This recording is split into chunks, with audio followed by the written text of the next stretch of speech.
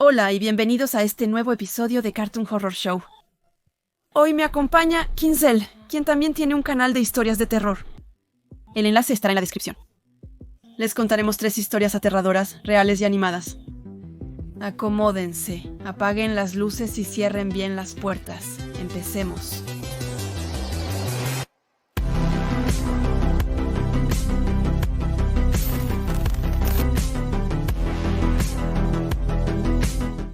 Esto pasó hace unas semanas. Estaba pasando el rato con mi amigo Dustin. Decidimos explorar ese enorme manicomio abandonado de 3 pisos. Cruzamos la calle y seguimos nuestro camino hacia el antiguo edificio.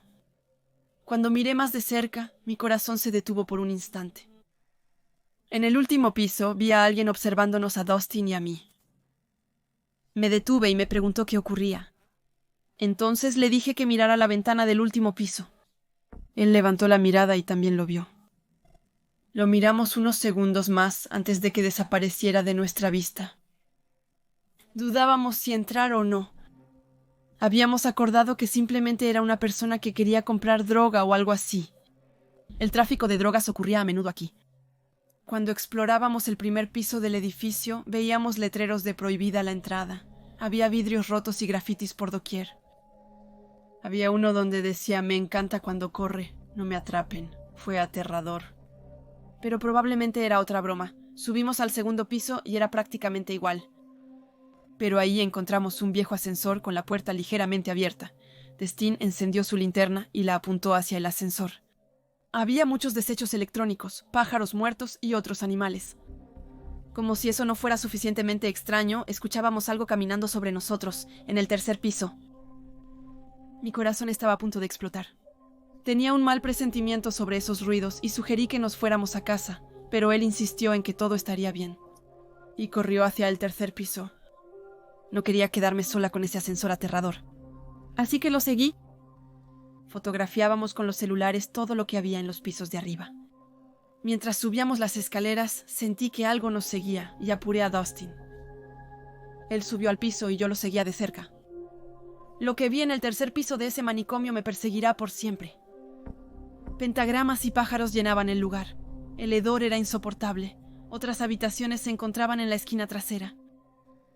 Recuerden que en ese piso veíamos a esa cosa observándonos desde arriba. Antes se escuchaban como susurros que venían del centro de la habitación.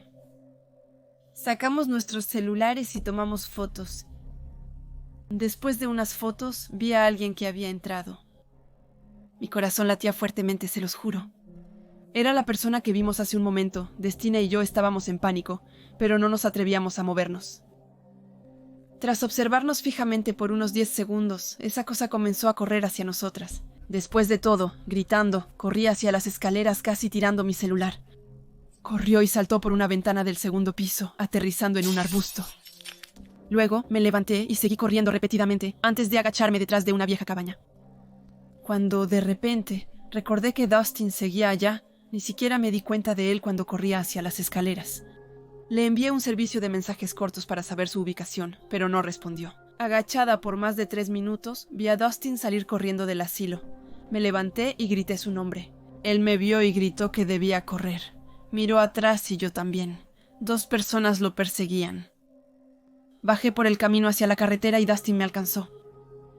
Comenzamos a correr juntas y no paramos hasta saltar a la zanja del lado de la carretera.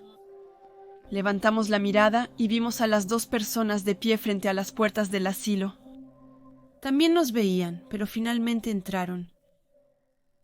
Corrimos hacia el restaurante local, donde nos sentamos jadeando y pedimos Sprite y papas fritas. Mientras esperábamos ser atendidos, le pregunté qué sucedió después de que huí por las escaleras. Me dijo que también lo perseguían y que me vio saltar por la ventana. Pero él corrió hacia el ascensor y encontró un pequeño espacio detrás de unas cajas para esconderse. Me dijo que después de haberse quedado escondido un rato, vio a la persona bajar las escaleras con alguien más. Estaban buscando dónde estábamos cuando su celular empezó a sonar porque yo le había enviado un mensaje. 2 personas la miraban y la habían visto. Y la persiguieron hasta afuera, donde finalmente la vi cerca de la cabaña. No llamamos a la policía para evitar problemas por allanamiento.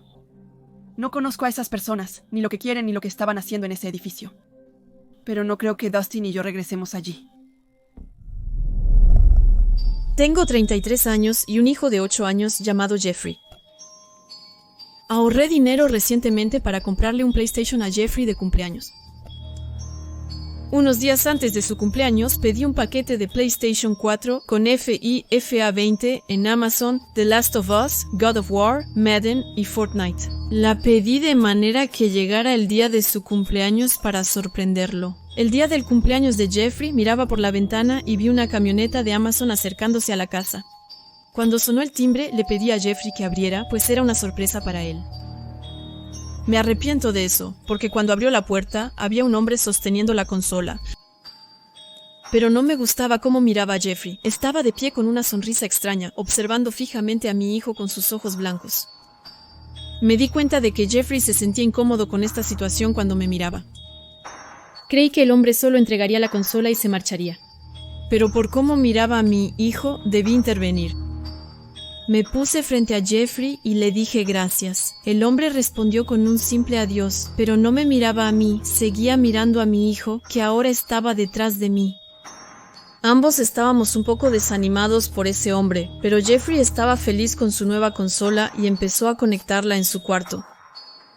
El lunes siguiente, fui a buscar a Jeffrey a la escuela y le pregunté cómo había estado su día.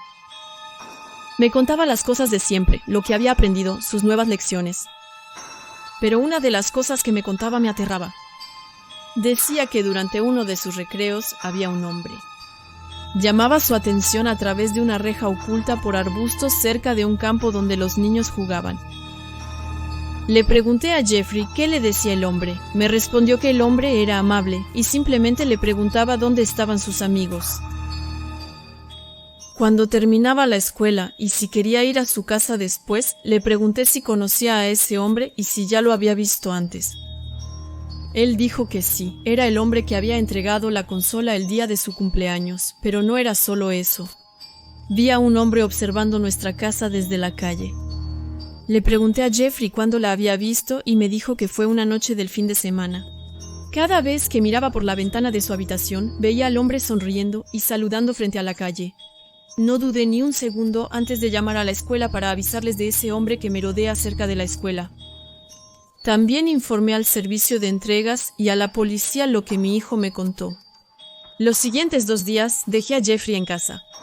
Estaba paranoica y angustiada, no quería dejarlo fuera de mi vista.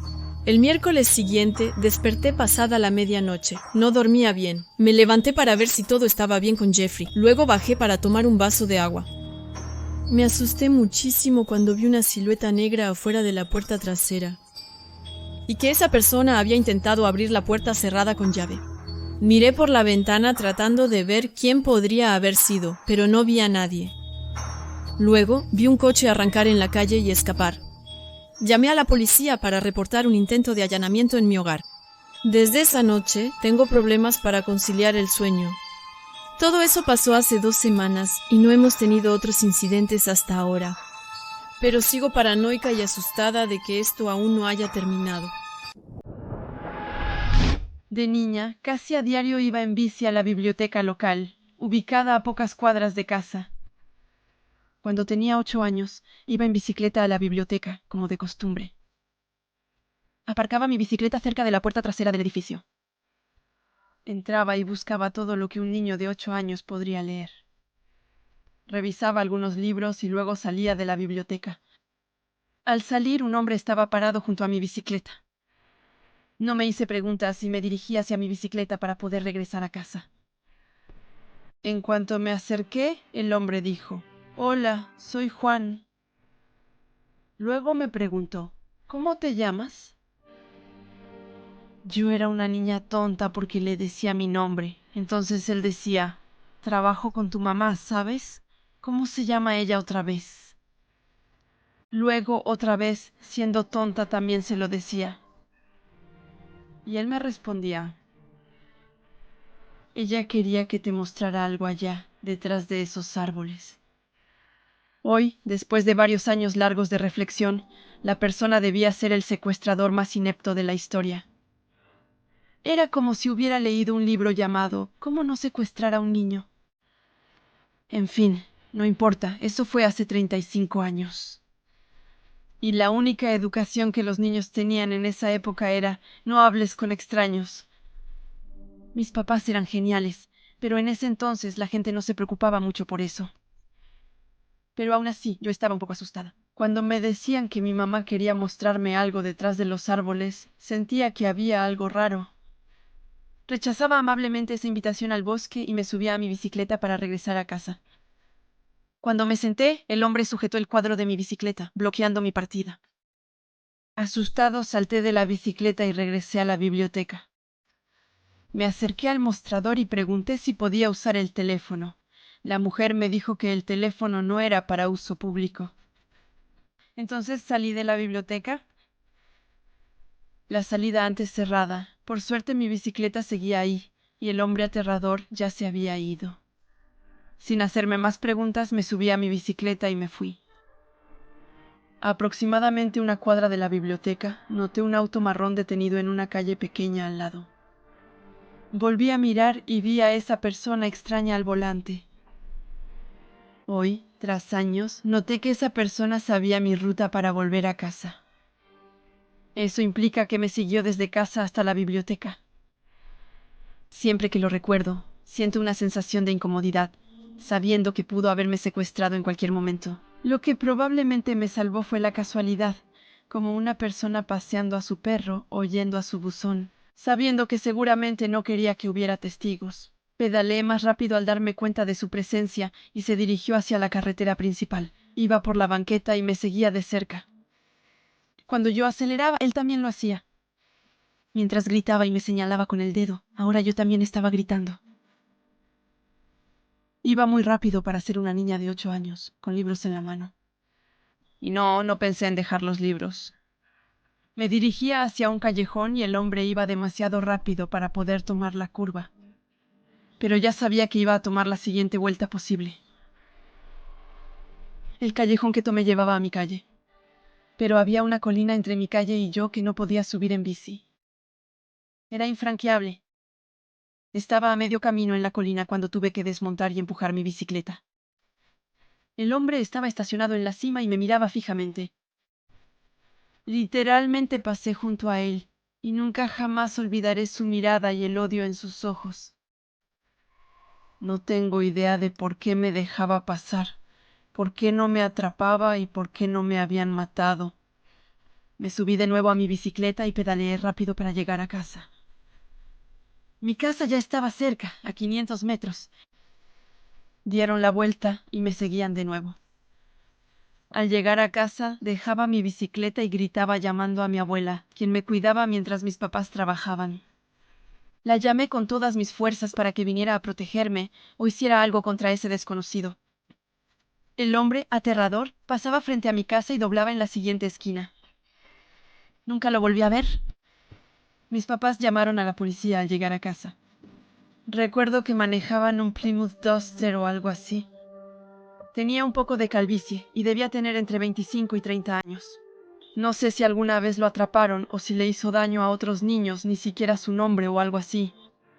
Lo único que sé es que nunca volví a esa biblioteca. Parece tonto, pero es verdad. En los siguientes años caminaba y andaba en bicicleta, siempre atento a mi entorno. Ahora, soy sumamente protectora con mis hijos. No confío fácilmente en alguien, no confío en nadie con mis hijos.